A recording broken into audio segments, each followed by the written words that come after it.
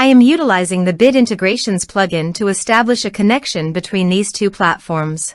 Let's go to Bit Integration Dashboard. Now click Create Integration. Now search and select trigger, which is MB Frontend Submission. Select a form. Click Next. Search and select an action. WooCommerce. Connect. Next. Select a module. I will create a customer, so I am choosing to create customer.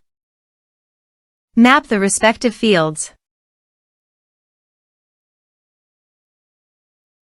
Here are advanced features in conditional logic. If you want, you can use it for your own requirement. Click on Next. Finish and save it. Now go to your form and type some information and submit the form.